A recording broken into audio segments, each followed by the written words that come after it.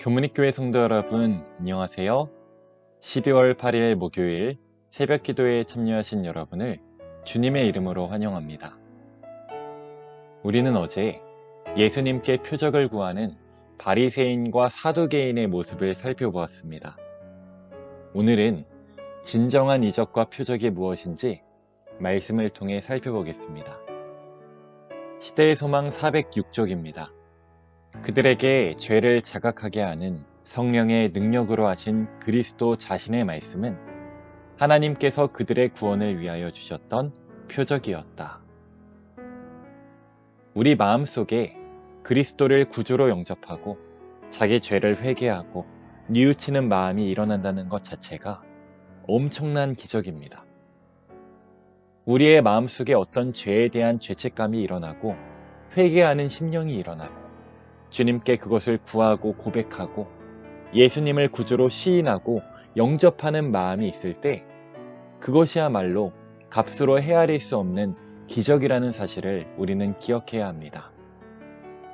성령 하나님께서는 우리 심령 속에 날마다 기적을 일으키고 계신 것입니다. 이어서 시대의 소망을 보겠습니다. 그리고 그리스도의 사명을 보증하는 하늘에서 온 직접적인 표적도 주어졌다. 목자들이 들은 천사들의 노래, 동방박사들을 인도한 별, 침례 받으실 때에 하늘로부터 내려온 비둘기 모양과 음성 등은 예수님을 증거하는 것들이었다. 그들은 이미 보았습니다. 예수님이 하나님의 아들이라는 증거를 여러 가지로 보고 들었습니다. 더 이상 그들에게 이적이 필요하지 않았습니다.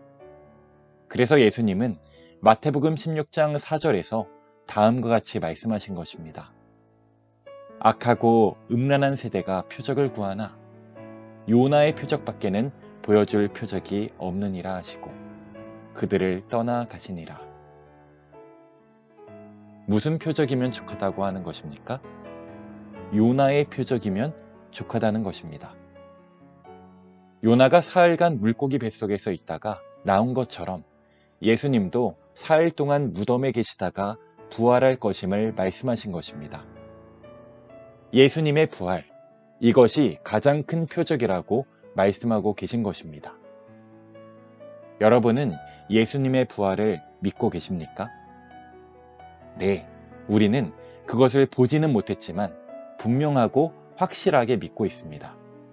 이 믿음 자체가 또 하나의 이적인 것입니다. 요나가 물고기 뱃속에서 나와 니느웨 사람들에게 회개의 기별을 전파합니다. 이것 자체가 표적이었습니다. 그때 그들은 즉각적으로 회개했습니다. 하지만 유대인들은 어땠나요? 그들은 예수의 죽음과 부활을 보고도 돌이키지 않았습니다. 이 완고한 유대인들의 모습은 어쩌면 오늘 우리의 모습일 수도 있습니다. 정말 가난하고 초라한 사람들은 순수한 마음으로 예수님을 믿고 따랐습니다. 그런데 힘있고 지위 있고 돈 있는 사람들은 예수님을 따르지 않았죠. 오늘 우리에게 필요한 건 역시 순수한 믿음입니다. 그런데 때로는 너무 많이 알고 너무 많이 들어서 신앙의 순수성이 떨어질 때가 있습니다. 그러나 우리는 기억해야 합니다. 아무리 아는 것이 많고 잘나도 예수 그리스도 앞에서는 우리 모두 어린아이와 같은 존재들이라는 것입니다. 항상 예수님 앞에서 새 마음을 가지고 사시는 저와 여러분이 되기를 간절히 소망합니다. 새 마음을 가지고 살 수 있는 방법은 날마다 그리스도를 만나는 것입니다. 말씀과 기도를 통해서 말이죠. 날마다 예수님을 만날 때 우리의 심령은 새롭게 변화됩니다. 하나님의 존재와 능력을 확신시키는 것은 눈에 보이는 현상적 이적이 아니라 성령의 내재하심과 역사를 통해서 사람이 변화되는 것입니다. 이것이 가장 큰 이적임을 꼭 기억하시기 바랍니다. 시대의 소망 407쪽입니다. 인간의 마음에 일어나는 변화, 곧 인간의 품성의 변화는 살아계신 구주께서 영혼을 구하시려고 역사하고 계심을 보여주는 기적이다. 그리스도 안에서의 언행일치의 생애는 하나의 큰 이적이다. 교문익교회 성도 여러분, 이 시간 성령 하나님의 역사를 간절히 구합시다.